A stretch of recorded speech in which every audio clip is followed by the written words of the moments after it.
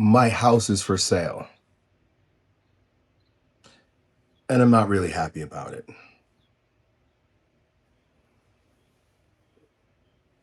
And maybe there's been things in your life that you love with all your heart, that you worked hard to achieve, that has been taken away from you. Or maybe you're close to losing it, like me. And it's a strange thing because when good things come into our lives, especially the things that we work so hard to achieve, it feels like such a blessing from God. It feels like such a gift. And when I moved here, it just felt divine. In fact, I didn't find this house. This house found me. These 42 acres on my 42th birthday. I bought this land, 42 acres on my 42nd birthday, right around my 42nd birthday. And that felt divine. And I'm a little superstitious. I look at patterns and I think they're interesting. There's also 6 of us living in this house, 4 plus 2. 42 acres for 6 people on my 42nd birthday. And it was right on time. Right after the pandemic, it's time for my kids to homeschool. And I was ready to be done with the city. All perfect timing. When I went to purchase this house, I said a prayer. I told God that only by his hand will I inhabit this land. So I wasn't going to force it. I'm used to forcing. I know how to force. I know how to get excited about something and put all my eggs in that basket and to force those eggs to hatch. That's my nature. But back then, I decided, Lord, this is your plan. This is your home for me. You want this. So you make it happen. And it did. He did. He did in a way. I had the money. I had the income. I had the house that we sold in the suburbs for like a 3x profit.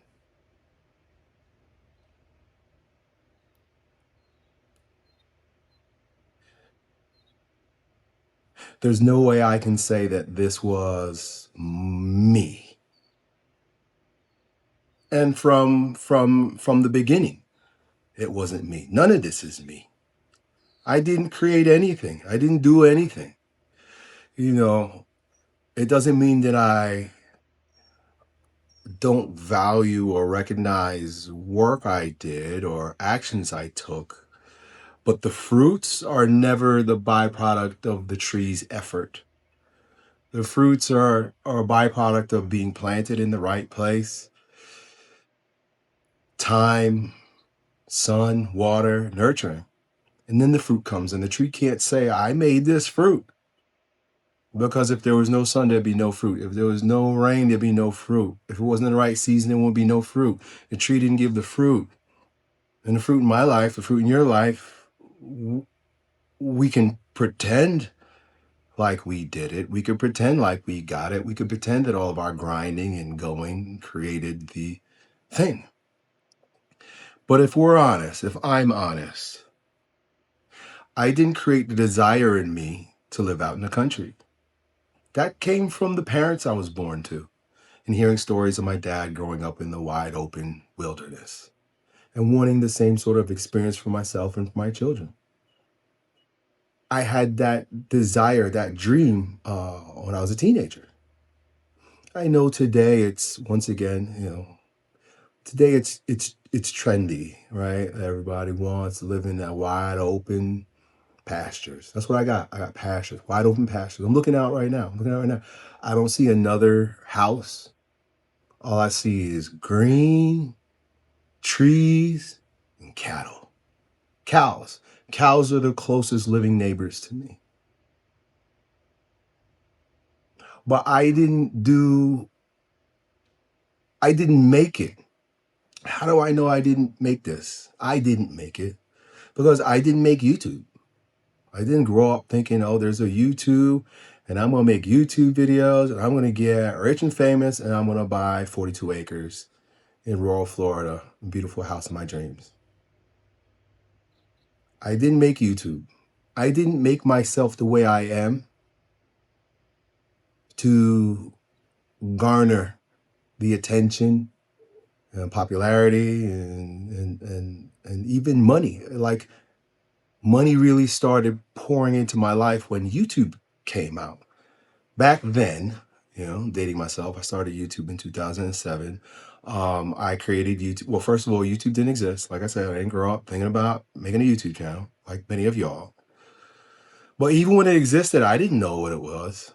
My goal, my dream was to speak in front of like stadiums, crowds, right? I know I can captivate a crowd. But I made these YouTube videos because this technology showed up that allowed me to film workouts at my gym and show my client, give it to my clients so that they can show their friends and get me more members at my gym. I was completely clueless. I was completely clueless. I know that YouTube had a partner program, but you know what my nature is? I don't look at those things. I don't look at anything.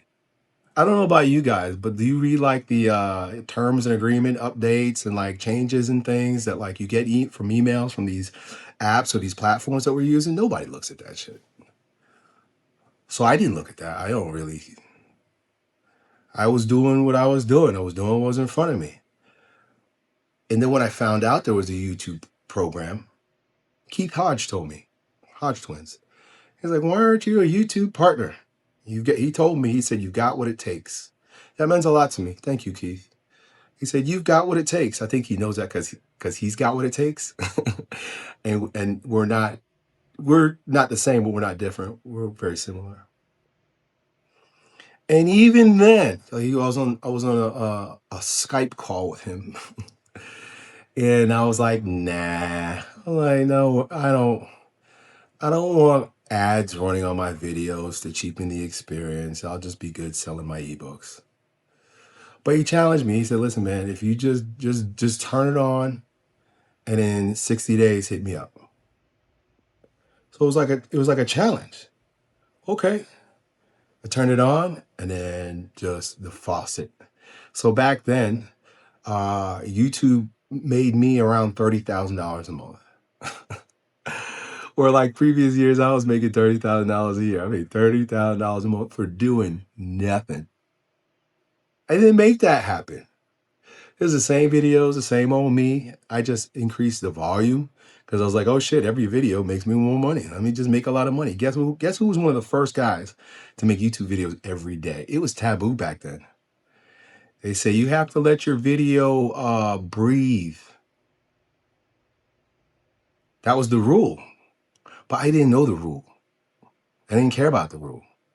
I was just doing what was in front of me and what made sense. I noticed that things go best in my life when I don't know what anybody else is doing. When I don't know the rules, that's when I win. It was like that with football. I knew the rules in football, but I didn't play within the parameters of my position ever. And as a result, I broke all the rules and I was the best. They called me unorthodox. Right? I don't really care about too many rules. Just give me a handful of rules, okay? Don't go past the ball until it's snapped. Okay, cool. After that, game on. I'm just going to do what I want to do. And so I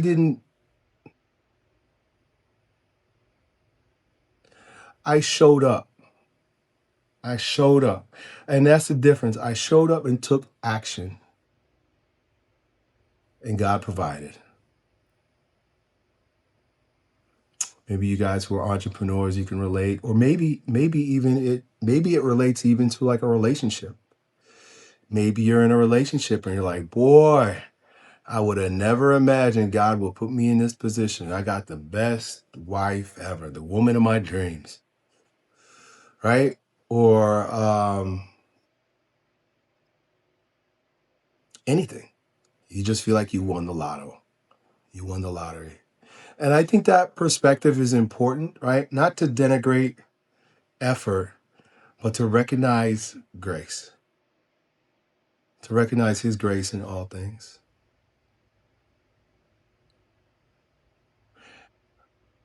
And sometimes I wonder if my reliance or recognition of his grace is true or it's just a cope, because it goes both ways, right? We want to take credit when shit is good, but we don't want to take credit when shit is bad. I know that's me. But I had to learn first not to take credit when things are good. Because then when things are bad, I don't have to take credit. But once again, is it a cope?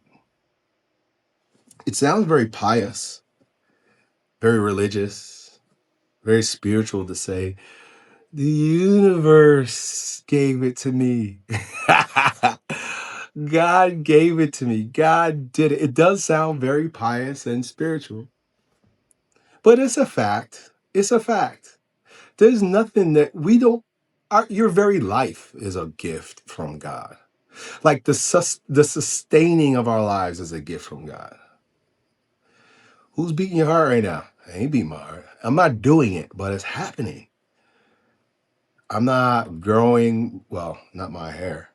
Definitely ain't growing my hair, but I ain't growing I didn't make these hairs gray. I didn't make my eyes blue. I'm not digesting my food. So it's not me. It's not you. Then who? It's like I explained it this way to a guy. Taking credit for the things that we have is like an app on your phone, marveling at its capacity, forgetting the operating system, right? Like I could be very dazzled by the capacity of this camera. And now I realize that, like, okay, well, the camera app is cool, but it's of no value without the hardware and the software that backs it up. The operating system, the foundation, right, from which it emerges, its whole capacity emerges. Our whole capacity, whatever we do, even our thoughts, are not possible without the operating system that I call God. So when I look at my circumstances, because maybe you guys can help me. I look at my current circumstances. My house is for sale. My house is for sale because I'm not making enough money. Plain and simple. And I could say, this is God doing this. In a way it is. In a way it is. But also in a way it's not. What part do I take credit for? I don't show up on YouTube. I don't believe in my offers enough to keep them present. I built and burned numerous businesses in my 20 years as an entrepreneur. I start things and I don't finish them and I move on. I second guess myself and then I hide.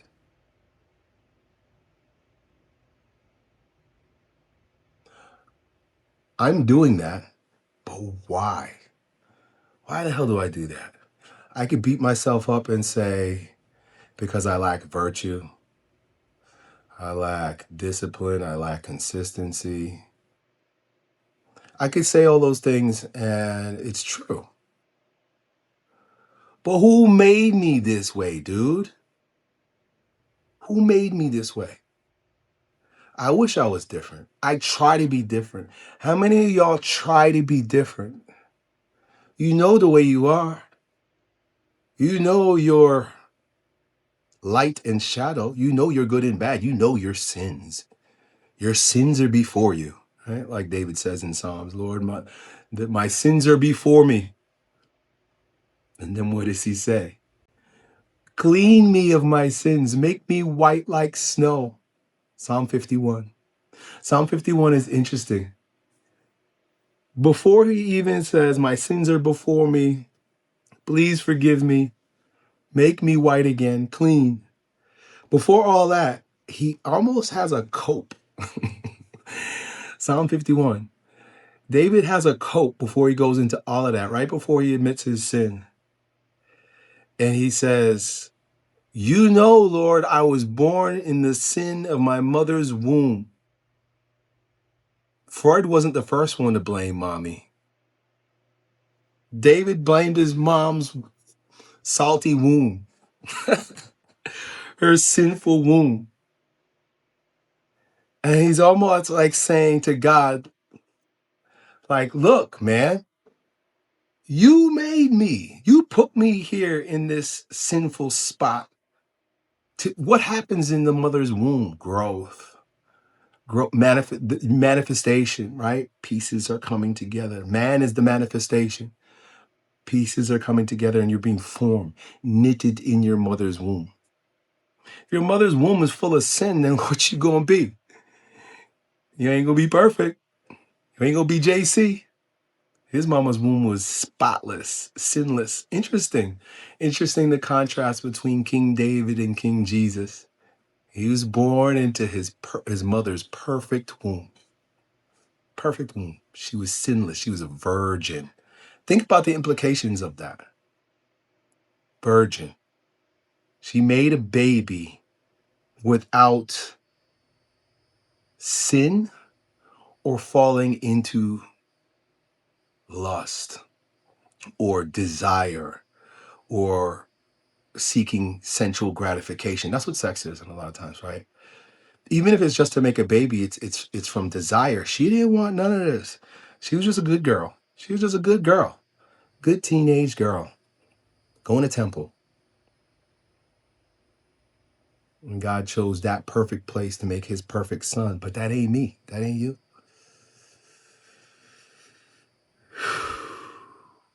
So here I am swimming in the womb of my own sin, because sin perpetuates, sin darkens the intellect, and sin begets sin, just like glory begets glory. Virtue begets virtue. But I got a lot of sins. I was born into this sin. I got a lot of sins. And when I look at my circumstances and I see it being challenged, I blame my sin.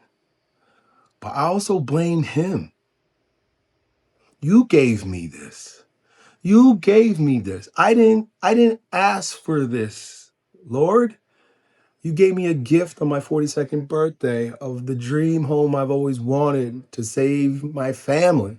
Such a gift. It's always been such a gift. I don't take that away. I don't change my mind on that. Any day I will admit that this is a gift. You gave it to me.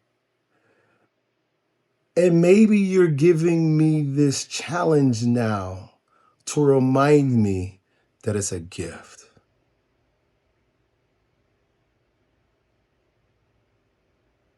Maybe God's saying, hey, I want you to have a little bit more virtue. What virtue you had made it easy for me to give you this gift. But for you to keep this gift, Elliott, there are other virtues that you're going to need to learn. And if there's no pressure, there's no growth. If there's no challenge, there's no muscle. There's no resistance, there's no muscle. That's why I go to the gym. What do we do in the gym? We do resistance training. You need resistance to grow. And so maybe this very challenge that caused me to put my house on the market is the very challenge God has placed in my life in order to teach me to rely on him, maybe, to pull me through. Or maybe that's a cope too. And maybe I need to do better as a marketer, as a teacher, as a coach, as a salesman, as an entrepreneur, because that's where I'm falling short. I'm a great husband. I say to my wife, she calls me a bad boy. I'm a bad boy. I always remind myself, baby, I'm a bad boy. I'm a good man. Hmm? I'm a good man. I'm a good man to my wife in many ways. I love my wife. I love my children. The Lord has blessed me in that regard as well. Like there were challenges with my children, and maybe that was a blessing. That was a gift too. But my children are doing great now.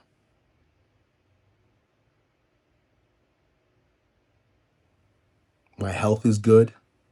My health is good. My health is good when I don't take it for granted, right? Abuse myself, drug abuse, drinking, weed, wine, and women, I like to say, right? I got high blood pressure. Oh, my heart rate is high. But I got good health all around. I'm good looking. I'm good looking and charismatic, even when I'm in this reflective mode.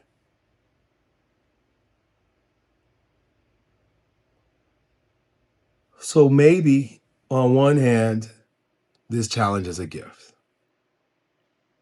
Hey, Elliott, I need you to toughen up. I need you to step into something. Or maybe he is ready to take it away. Maybe that's what it is. Maybe he's like, Job. What does Job say? You know, by the way, I don't know the story of Job in the Bible. Job had everything. He was a good man. He was a good man. He was a good man. He had everything. He's a righteous man and he was blessed. And then things went bad.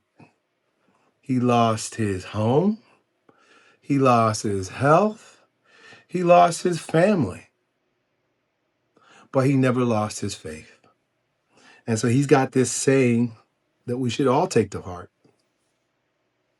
The Lord giveth, the Lord taketh away. Blessed be the name of the Lord. The name of the Lord is what the Lord is doing. When Abraham, or was it Moses, asked him, who shall I say you are? His name was I am. He said, just I am. I am. The name of the Lord is I am. And so if I am gifted with 42 acres, or if I am asked to release it, or if I'm asked to endure, persevere, and grow because of it, it is all I am. Blessed be the name of the Lord. I am. I am the Lord. That's his name. How strange it sounds when I say that. I am the Lord. I am the Lord. The Lord giveth, the Lord taketh away. Blessed be I am, the name of the Lord. Maybe I'm just making shit up. I know this video, maybe it was clickbaity because I told you I'm selling my house, but it's true. So let me tell you a little bit about that. Halfway in. Tell you a little bit more about it.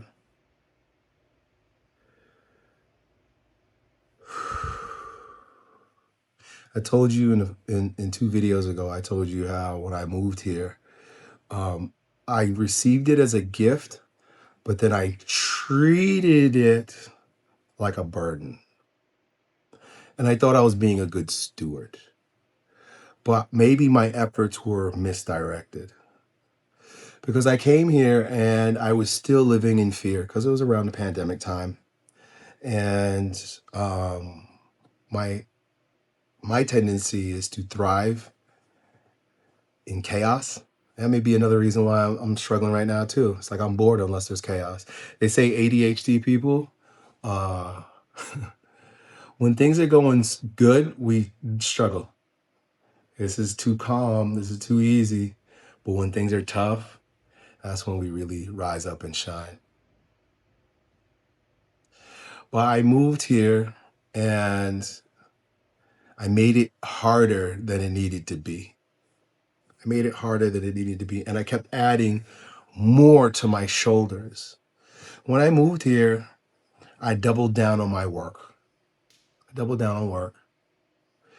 And then I doubled, like, YouTube work and stuff. I mean, y'all, if you remember, I was pretty consistent through the pandemic right until about 2023.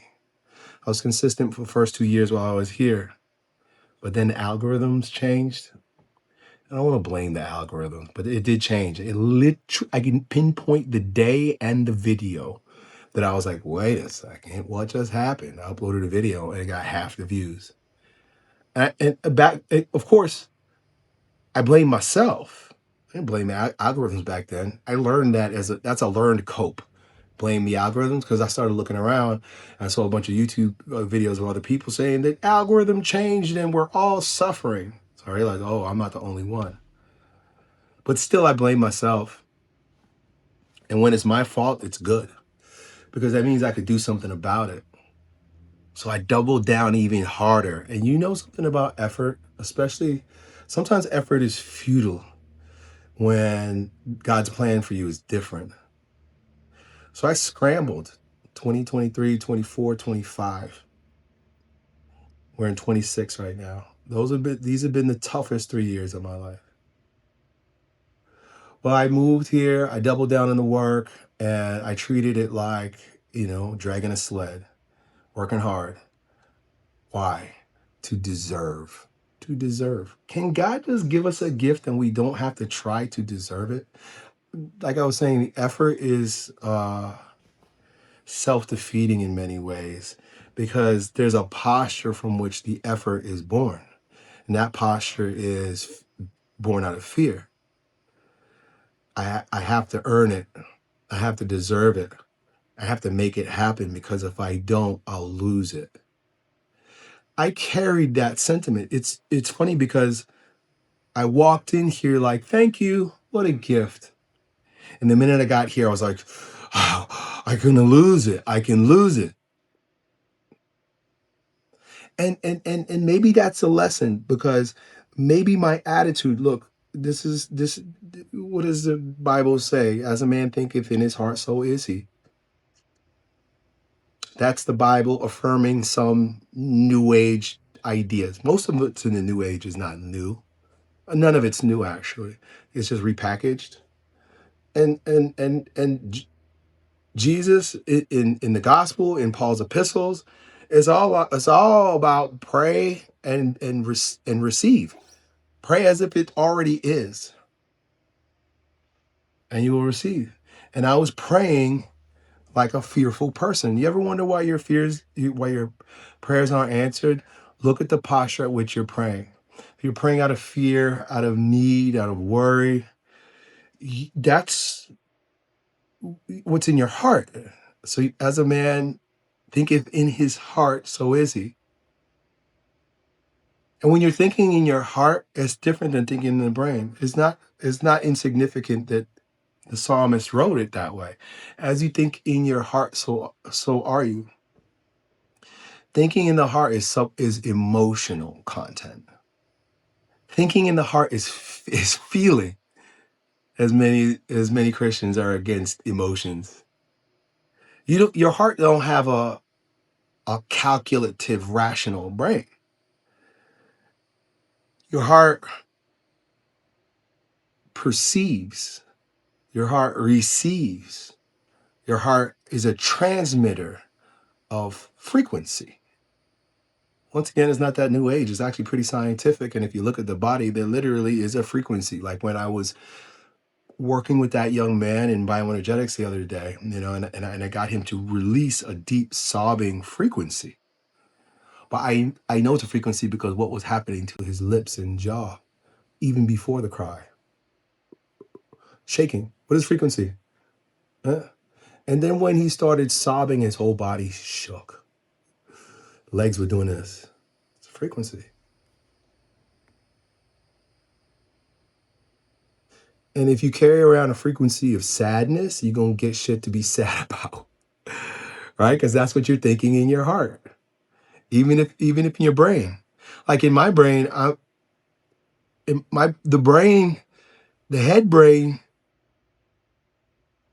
doesn't want to acknowledge what the heart is saying.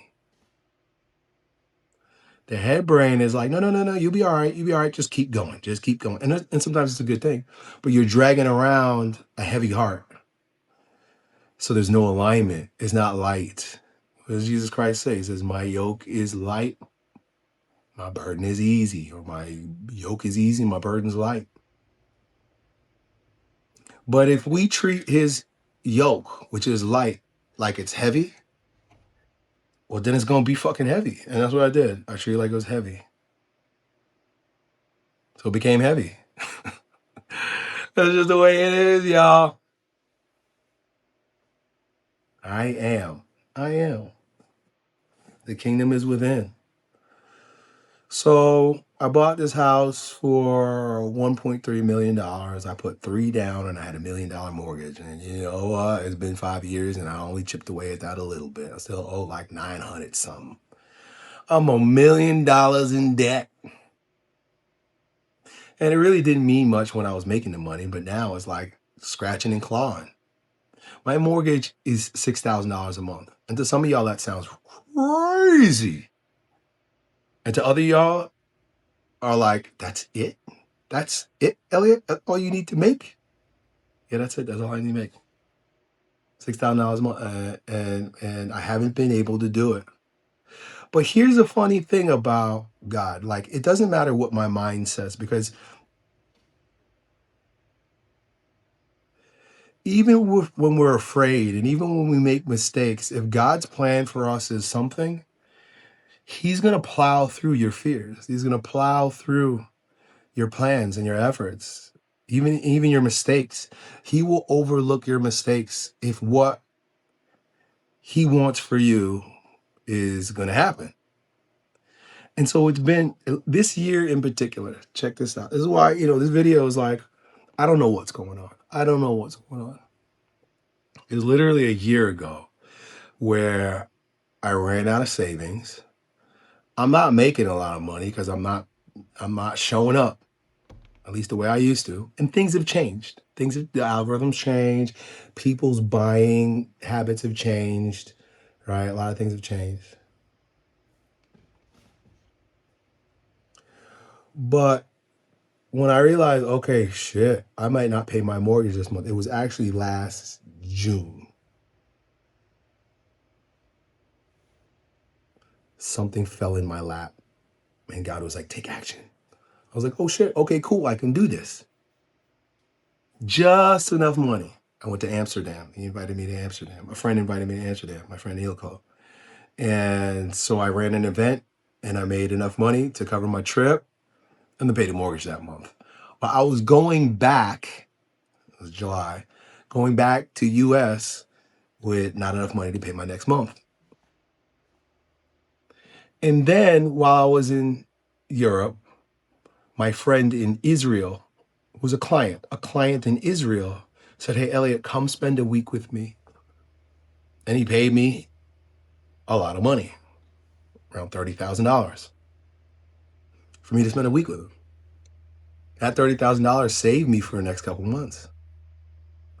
And by the way, those of y'all who, a lot of people were pissed off when I went to Israel. I was like, you motherfuckers have no clue. I didn't go there to celebrate what was happening. And go there because of any kind of loyalty except to the Lord, my God, I am, and my client. Yo, E, this might be the only time we ever get to actually meet, because he lives over there, I live over here, and I'm almost halfway there. So I went to Israel. Anyway, the point is that paid my mortgage for a couple months, right? Like, just got it. And that happened again around November. And then that happened again around January. Different circumstances, but large sums of money. When I say large, because remember, my mortgage is $6,000 plus I got a lot of expenses. For me to live, it costs $20,000 a month. Would be like, okay, doing all right. which is not that much. I've had months where I made 100 plus. But it was almost like God was saying, don't worry, I'll take care of you. I will make it work for you. And here's how I know it's him. Because those were all coincidences. A lot of those circumstances were I was showing up, which is required. And I think that's the number one requirement. And I have to remind myself of that. It's not building funnels, making offers, you know, trying to make it happen. It's just showing up. I have offers for y'all. I absolutely do. In fact, if you click down below, I put all my courses in a school group and you can have them all for free. I charged thousands of dollars for some of those courses. I'm just giving them away for $97. That's just me showing up. If I show up like I showed up and somebody signed up for a guidance call with me yesterday. First time in months. Why? Because I showed up. So I got to show up. That's a part of it. But at the same time, it's like he just keeps tossing me tiny wins, tiny like pieces of bread to keep me alive. Like I'm in a prison cell and right, like, well, that's it. I'm drying out. I'm dead. He just slides the food tray in. Oh, I was about to die. Thank you. Oh, drink the water. Save me. Thank you, Jesus. Jesus saves. Jesus saved me and he saved his home. Numerous times. And but it's not all pretty too. I've been taking out loans to pay loans. That's the opposite of wealth accumulation. That's the opposite of building a legacy or leaving something for my children. If I die now, my children, all they have is a ton of debt. Insurance, I got insurance. I'll talk to you about insurance another time. I got my insurance sales license. Long story. But you should have insurance. If you need insurance, send me a message on Instagram. Right? If you're a husband, you're a father, you own a home, you should have life insurance, mortgage protection. And being in this in that industry, it's only been about 2 months. And I think the part of the reason why the Lord sent me a friend who acted like an angel in this moment. It's like, Elliott, you need to get into mortgage protection. It's so ironic, and my daughter's figured it out too. My daughter was like, Dad, how come it's always like when the very thing you need is what you end up doing work around, right? So, but I got insurance a long time ago when I had a personal training client who was selling insurance. So I have $2 million because that's, to cover the mortgage. It's basically mortgage protection. I have $2 million term policy. But I'm also learning about trusts. I'm learning about investment for the first time in my life. I think that's a part of the reason why God is putting me through these financial struggles. He's like, you need to become more financially responsible. And it takes this for me to realize, like, wow, there's a whole world of finance that I wasn't aware of. I learned about annuities. I learned about infinite banking concepts. I learned about IULs, right? Index universal life insurance policies that increase in growth with the market, but have no bottom, no ceiling and no bottom, and a bottom, no ceiling. It's insured so you can grow. The money grows. The reason why I tell you this stuff is because, like, I don't even know why I'm telling you this shit. Anyway, but that has helped. That has helped. It's high ticket sales. So I've sold a couple policies to friends, family, and some of you guys who found me on Instagram. Found my new account on Instagram. So, but even that was like, it's just, policy here, policy there, and it pays my mortgage. Right? And I don't know how I'm going to keep going. I have enough for this month. But it's been like that every month. And my wife is tired. She's afraid. I'm not so afraid. And I don't know if it's courage or irresponsibility. I'm not so afraid, but my wife is afraid. And so when your wife is afraid, you not only have to deal with your own shit, now you have to guard against her fear. Her fear is not going to make me choose. But I have to take it into consideration. And I know it's weighing on her heavily. She's a woman. She needs a nest. She needs to feel safe. Women just need to feel safe. Men don't need that safety so much. Women need to feel safe. So I'm in a situation right now where my wife, she's almost pretty much checked out. She's looking at houses. I told her she's monkey branching. So she's looking at other houses, smaller houses, in other parts of the state, other parts of the county. But I refuse. I refuse to go. And it's not, let me not say that. I went to a couple, and every time I walk in, I'm like, this is not it. This is not it. This is not it. And then I come home, walk around the lake with my dogs. As I'm pulling into my driveway, I'm like, this is it. This is it. My heart knows. As I believe in my heart, so am I. My heart is like, no, this is it. This is your heart. This is my heart. This is my land. I'm trying to be a good steward. I also have the responsibility of my parents living here. My daughter and her husband live here, and they're going to have a baby. I like carrying the burden. But I don't like dropping it. And like Christ carrying the cross, I'm dragging it. But he stumbled. He stumbled. And what happened when Christ stumbled while carrying that burden, carrying that cross? Even he got help. Right? Simon the Cyrene. And the story is Simon the Cyrene, like, he didn't even want to help. I think one of the guards were like, yo, help this Yeshua guy out. And he was like, no, I have nothing to do with this guy. But then he recognized, oh, he's the Messiah. And he goes and he picks up the cross. He helps God. How strange is that? Christians believe that Jesus is God.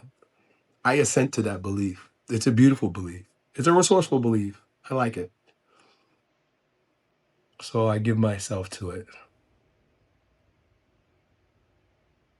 Maybe God is using this as an opportunity for me to receive help from him, but he always does it through other people. God reaches you and me through other people. Right? The money doesn't fall out of the sky. He wants good for everyone.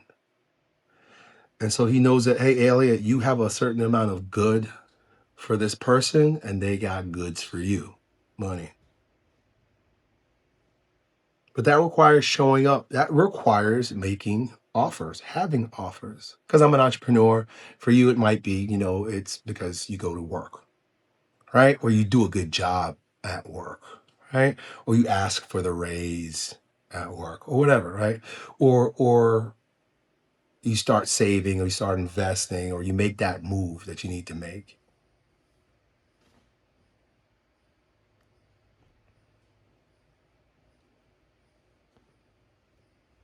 But he wants me to show up and have a way for people to help me help you, right? Like Simon didn't help Jesus and he didn't get something back.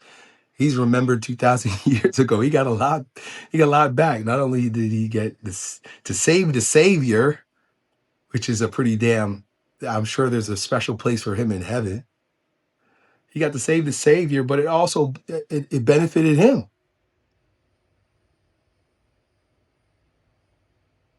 I'm not asking you guys to save me. But I am saying that this only works when there's an exchange. And the way I've been doing exchange has been born out of fear. Somebody mentioned, and I mentioned in my last video, that this is just the way Elliott does it. He shows up after disappearing. He's honest for a little while, and then he sells something and disappears. Let me tell you what happened with the last something that I sold. It was back in November, and guess what? I stopped making videos right away. I sold an ebook called The Clarity Switch, which I'm about to just give away for free. In fact, you can get it as a part of the package if you join my school, Elliott's Vault. Yo, Elliott's School. By the way, it's not a school because I ain't going in there to teach you anything. I hate groups. All my courses are in there, and y'all can talk to each other if you want.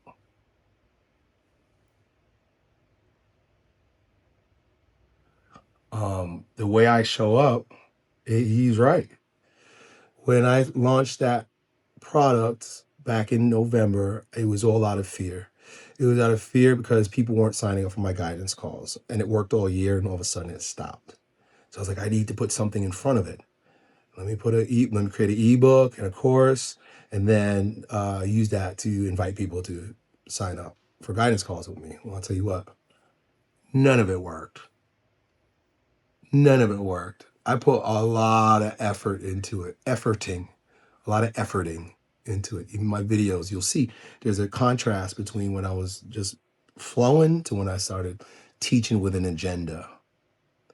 And guess what? It didn't sell real well at all. Net, if I were to do a P&L on the project, was probably a negative. All the shit I had to do in order to build it, and the time and my hourly value, I lost on it. And I disappeared because I was disheartened.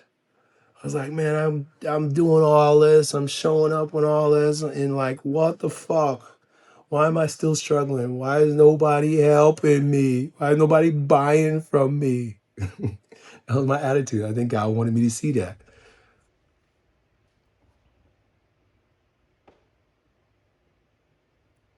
And so I disappear and I go try to find something else, right? Because I'm not committed to making these videos for y'all. I'm not committed to this daily hour of yapping.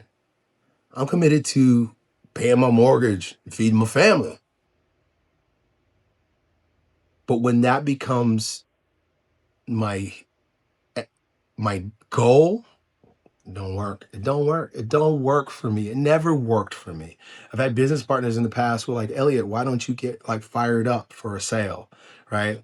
Like, hey, we've got a goal to reach a certain number. And I'm like, the minute there's that pressure, and maybe this is everybody, I grow resistant. And I'm a psychopath character structure wise, but that also means that I can vacillate between that and a masochist. And masochists just carry a bunch of fucking shame and they don't let anything in. And the minute you try to force them to do something, they cut off their nose to spite their face. So that never worked. That never worked for me. It never worked for me. I always made the most money when it was easy. YouTube was easy back in 2014. King Transformation was easy because I had a good team. I have no team now. So everything's hard. So my wife is looking at houses. We have people coming to my house. I fucking hate this. Put it on the market in January. I have people come, especially when my parents are home. My dad is really private, and I know he doesn't like it. You know, people coming into his, because he's got a little house in the back, coming into the house and looking around and judging. He hates that shit. He's so private. He hates this shit. So I'm putting my whole family. My whole family's going through the ringer right now. I look like I'm complaining, right? I'm doing this shit. I know I am complaining a little bit, but I'm empowered. I'm empowered. And I know how to do what I need to do, and I know how to do it easily. No effort. Like yesterday, I put that link down below for my Yo Elliott School. I think that's what I'm calling it, or Elliott's Vault. Yo Elliott's Vault. It was easy because I already had it. I already built it there. I stopped selling it years ago. I was like, who wants this? Nobody wants this. That's me. That's me being so stupid. But it literally took me 15 minutes to just add some pictures, change the words, slap a price tag on it. It's ready. Easy. Am I gonna make $1 million from it? No. You know, I'm not even charging what it's worth. You're getting, and I'm not trying to sell it. I'm just saying what feels easy. Like I said, I got courses in there that I charge $4,000 for. Easy. It's easy for me. Guidance calls are easy. And you know what else is easy? You know what else is easy and also valuable? My presence. My presence. Just being around me. And I'm not bragging. But when people are around me, they level up. They just do. I've seen it 100 times. People have come and go from my life and they take whatever they received and do something with it. Not everybody. The people I've spent the most time with are the most successful. But not me. I can tell you what to do. I know what to do. But why do I struggle? You know what else is easy though? Bioenergetic healing. No one else can do it. Not the way I do. I'm going to put up a video from the event this weekend for you. Once I get it back, if the audio is even good. And you get to see what bioenergetics does. How I do it. Bioenergetics is easy to me and nobody is teaching it right.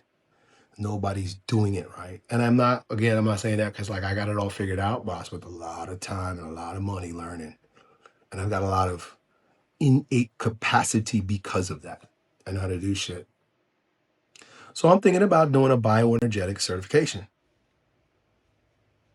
I'm gonna charge a lot of money for it. But I have to keep it easy. So I'm not gonna be shoving it down anybody's throat. I'm not gonna be trying real hard. Maybe I'll run some ads. But that's coming up. That's coming up. That may be coming up pretty soon. And you know what I might tie to it? And stop me if I'm now getting off base. I want to do it here at my house. I want to do it here on my land. And I also just want to invite y'all to come and be with me. My house is like, my doors are open. They're not unlocked, but they're open. In other words, I'm not afraid to invite people into my home.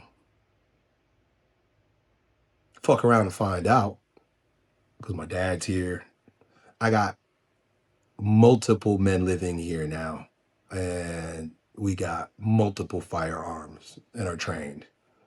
So nobody gonna fuck around. House is always full. There's always a man here. But when I invite you, when you come, you get to partake of communion, community, activity, and good food. My wife usually cooks. I don't have this offer yet, but I have been thinking like, well, how can I save the ranch? How can I save the ranch? I could keep selling insurance. I could build an insurance team. I'm probably going to do that anyway because it's kind of like a side. I won't say it's a side job. It's like it's a little job. That's I'm detached from. Yeah, I'm getting hung up on by people. People are ghosting me. Even some of y'all. Like I have friends on Facebook that I'm promoting it to, and they just don't even show up. Every once in a while, somebody shows up and they get a great policy.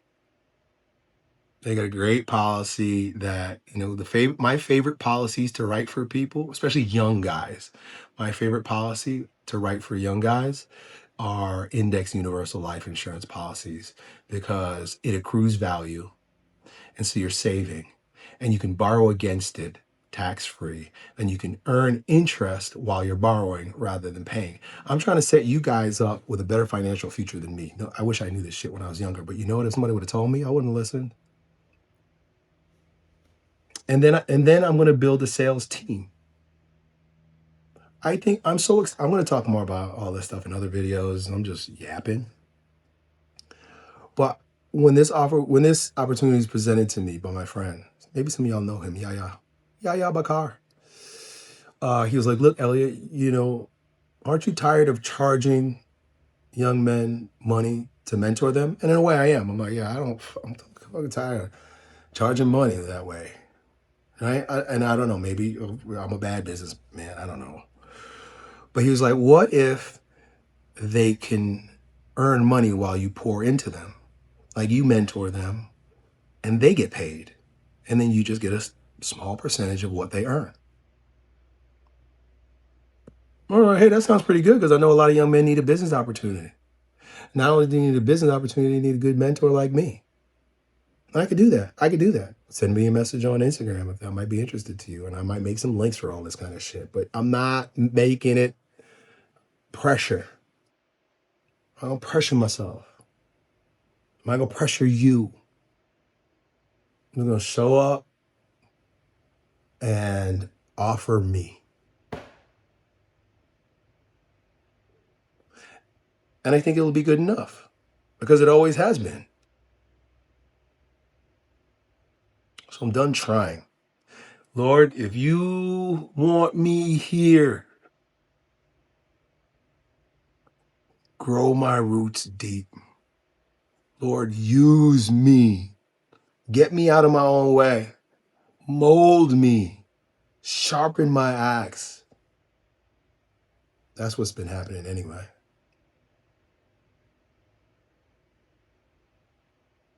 But make it help me. Make it work, Lord. Give me what I need so that I can continue to steward what you've given to me.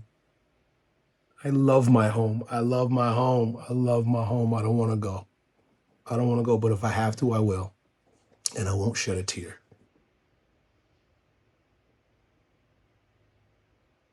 Done.